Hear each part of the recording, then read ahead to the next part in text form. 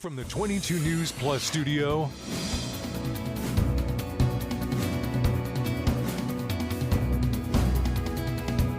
this is 22 News in Focus with Patrick Berry. Hello, everyone, and welcome to this edition of In Focus. I'm your host, Patrick Berry. If you're in the market for a car, you're in luck because Consumer Reports has already issued their 2026 top picks. Joining me across the desk today from Consumer Reports is our good friend Mike Quincy. He is an automotive writer and tester at CR. So, Mike, thank you again for joining me. I appreciate you coming in.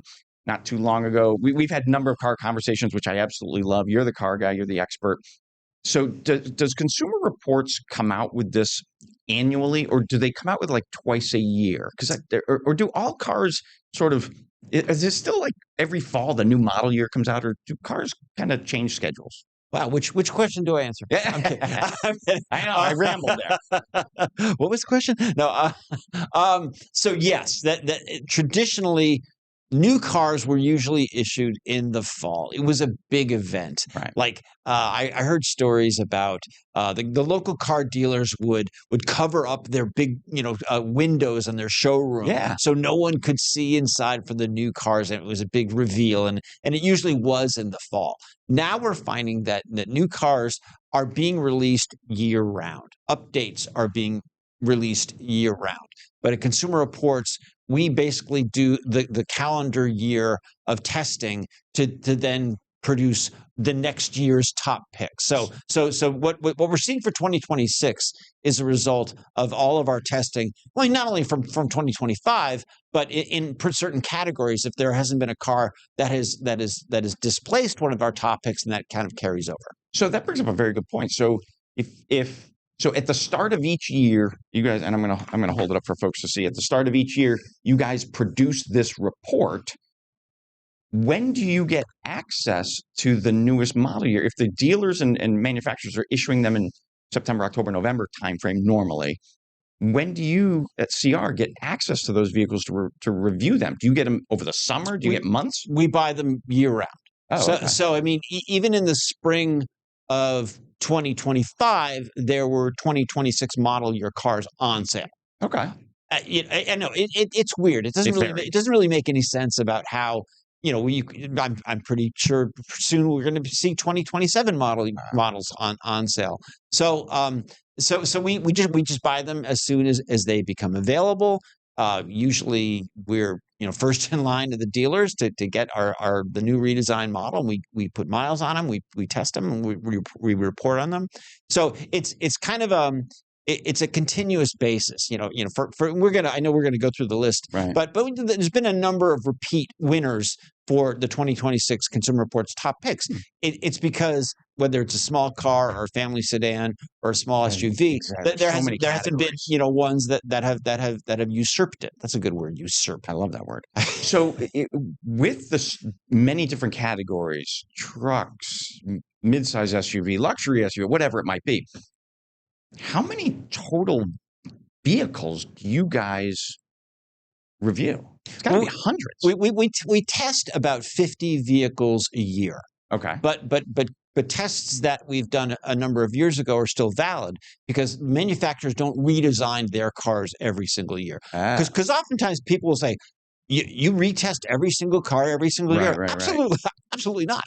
I mean, that would be prohibitively expensive, physically impossible. Right. But again, like I said, we don't have to retest every car every year because there aren't major changes. If a manufacturer takes a car that we've tested and changes out like a major component, for example, a new transmission, then that's different. Yes, that's something that you need to review. Like, for example, right now we're in the process of testing the Hyundai Santa Fe because Hyundai took out their DCT transmission and put in a regular one. And so the first test of the redesigned Santa Fe had a different transmission. So a new transmission, it can change acceleration, can change fuel economy, can change noise levels. It can change right? all kinds of things. So we bought another one. We're going to retest it. But the core of the car is still about the same. But we have to retest it because now the new transmission can definitely change our performance numbers. So in the latest report that people can get at the newsstand, go online, how many total vehicles are in the new report? Do we know? Well, there's 10 top picks. Okay. But so you pare it down to 10. Right. But even though you may have reviewed 50, correct. 100 cars. And I'm cheating a little bit because I didn't know the exact number. But there's 495 vehicles in Consumer Reports ratings. Okay. Wow. Okay. And that's accumulation of a number of years of testing the current cars that are on sale. Current new cars that are on sale. That's overwhelming for a consumer. Sure. Nearly 500 vehicles. Sure. And what's interesting is that there are fewer manufacturers now than there were, 20, 30 years ago. Really? Sure. I know when the last time I was in the market for a new car, it was overwhelming because the cars that I were looking at, you and I have had the conversation. I want to go electric, but I'm not there yet. So I was looking at a hybrid. There's this model, there's the traditional gas, there's the hybrid, there's the plug-in hybrid, then there's the full electric. It's all the same car. So there's 4 models from one car. All right. And what's interesting about the current Consumer Reports top picks list is they're all hybrids. They're all available as a hybrid or they're all electric. So this is a first for Consumer Reports. Really? Yeah. All right. Well, we are up on our first commercial break. When we come back, we're getting into it. Stay with us. We're right back in just a moment. This is 22 News in Focus with Patrick Berry.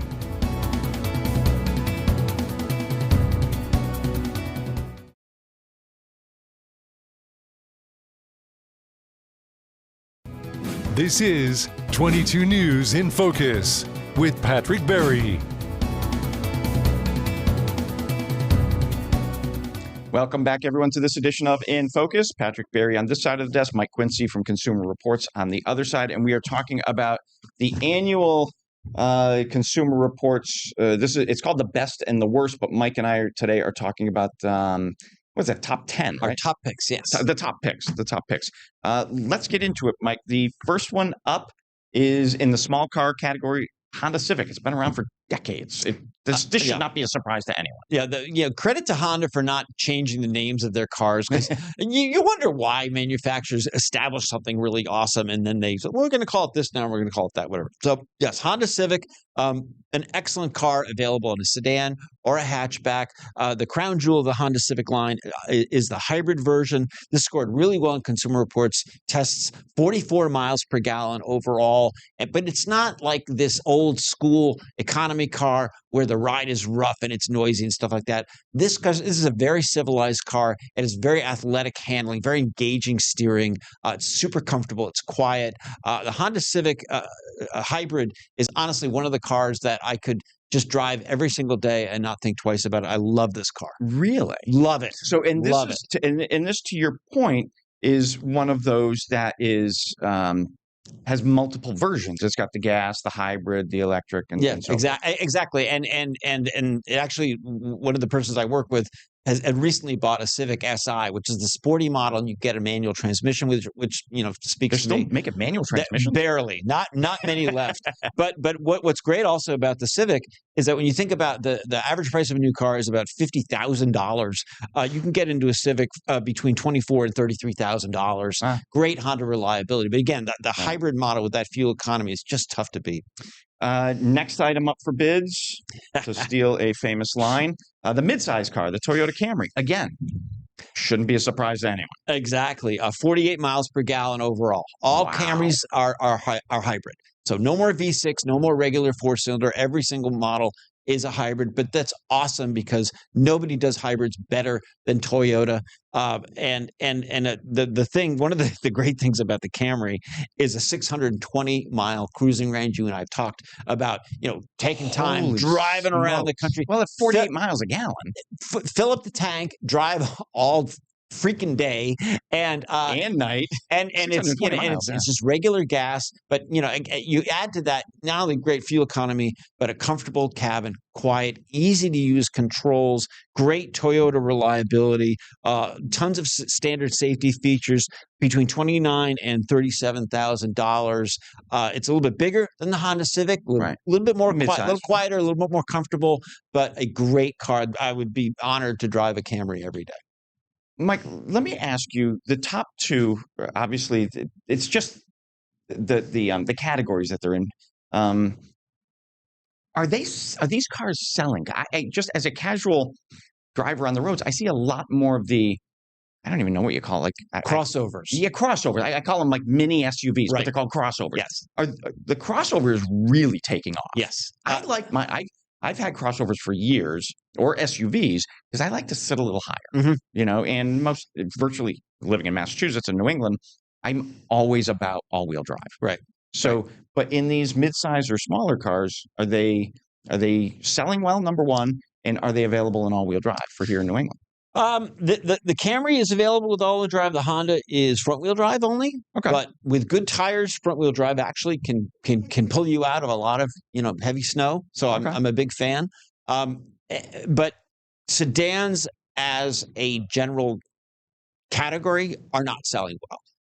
I'm glad that there are still some available because sometimes I get tired of driving SUVs all the time because my job, I have to drive everything all the time. So it's nice to get into a regular car once in a while because they have better handling, better braking systems, tend to be a little bit quieter and have a softer ride. But the public wants SUVs. Yeah. The manufacturers are selling SUVs. Although you did make that comment about the manual transmission. That's a lot of fun. That's the car I learned to drive a manual. Oh yeah, before I learned to drive an automatic. It's compelling. I'm sad that there aren't more manuals out there. It's probably just a losing battle for me to stand up on my soapbox and say more manual transmissions, but people aren't really buying them. So grab them while you can, ladies and gentlemen.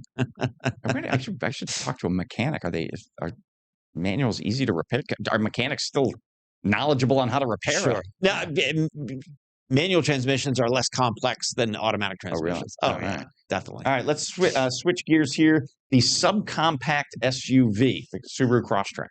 So Subaru makes a couple of splashes on Consumer Reports top picks list. The Crosstrek is really nice because again, it's on the affordable side. When Consumer Reports is doing our top picks list, try to be sensitive about price concerns that people have. So between $26,000 and $34,000, you can get into a new Crosstrek.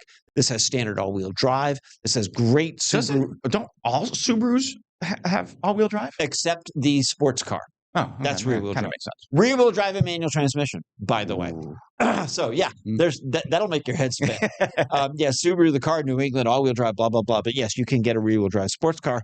Unfortunately, the BRZ is not on our list, but the Crosstrek is. And they put out a larger. They used to have two engines in the Crosstrek. They've just committed to the larger, more powerful one, which is great because that's what the car needed. 29 miles per gallon overall in Consumer Reports testing. A hybrid model has also just been introduced. Consumer Reports has one. We're not done testing it yet, but in all likelihood, the 0 to 60 time and fuel economy will likely get better. And Subaru's, and I don't want to say all in, but they're really moving towards the hybrid EV side of the manufacturing world, right? Correct. They're doing more hybrids these days. In fact, the next car we're going to talk about, we're going to specifically focus in on the hybrid. And hey, that's your cue. Well, look at that. Perfect timing. There it is. It's the Forester. So consumer. Hold on a second. What was the subcompact SUV versus compact? My head's spinning with the names. It makes our head the categories too. Small, less small. So, the Forester. My mom had a Forester. My daughter has a Forester. It's a great car. Easy to recommend to drivers of all ages and driving abilities. Whether you're a new driver, right? The Forester is filled with lots of standard safety features: automatic emergency braking, forward collision warning, blind spot warning, except on the base model. But you get anything but the base model, you get standard blind spot, which is really good. But again, the story here is the hybrid model, 34 miles per gallon overall in Consumer Reports testing, 500 plus mile cruising range. Wow. Easy controls and great visibility. The thing about the Forester, all the glass area, and it's also easy to get in and out of, which is a prime model for older drivers. It's funny you say that because those were the two things we were looking at when my mom was shopping for a car because she used to have a minivan. Don't know why. I had a minivan when all the kids were like in their 40s. But we were looking for something smaller for her to manage. with great visibility, easy in out, and we ended up with the Forester for mom. Yep, and it was perfect. She loved it. Yep, coworker of mine also got her 89-year-old mother, who's still driving, in a new Forester. So for the same reasons. Interesting. All right, next up, midsize SUV. So we've gone from subcompact, right? What was it? Subcompact to compact to midsize, and it's not a Subaru. It's like going to a fast food place. You can get a single cheeseburger, a double cheeseburger, a triple cheeseburger. Same thing with SUVs and cars. The Toyota Grand Highlander, again, Toyota's legendary reliability. Hybrid fuel economy, 35 miles per gallon overall, which is pretty impressive considering the Grand Highlander is a 3-row SUV. So it's not a hulking truck like a Chevrolet Suburban or a Ford Expedition. So it's going to be a lot more nimble than that. It's going to have better braking systems than that, easy controls. It's the fuel economy, again, that kind of puts this one over the top and earns its spot as a top pick. Why the Grand Highlander and not just a straight up Toyota Highlander? It's extended wheelbase. So there's Highlander and there's Grand Highlander. Like there was like Jeep Cherokee and Jeep Grand Cherokee. You get Grand, you get bigger. Go grand, go bigger. All right, we are up on our second commercial break. We've got plenty more to talk about. Stay with us. We're back after this. This is 22 News in Focus with Patrick Berry.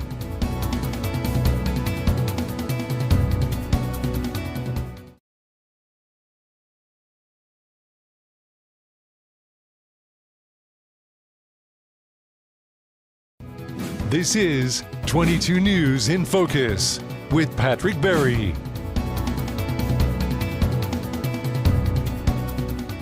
Welcome back, everyone, to this edition of In Focus. I'm your host, Patrick Berry. Sitting across the desk from me, from Consumer Reports, is their automotive writer and tester, Mike Quincy. Mike, thanks for joining me. Appreciate it. Today, we are talking about Consumer Reports' top picks for the model year 2026. Right.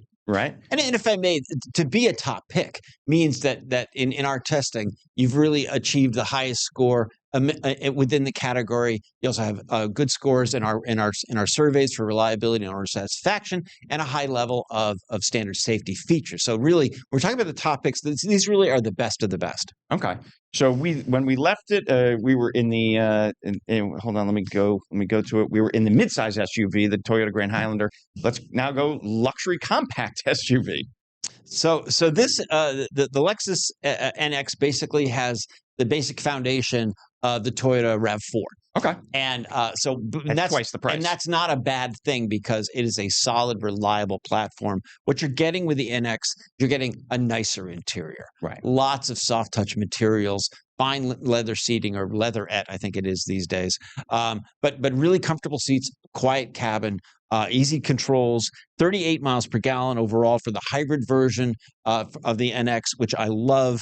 I really like this car because you're getting the goodness of all the Toyota engineering and design, but in a nicer, more attractive package. Right. This one really appeals to me. What's the price on it? This goes for $44,000 to $62,000. Okay. Not cheap, but listen, pick up a used one because they're going to be super reliable and still really nice. I like this one a lot. Very good. Moving on to the next one, the luxury midsize. Okay, so now you are the place where you've worked hard, you've earned some money, you want to treat yourself.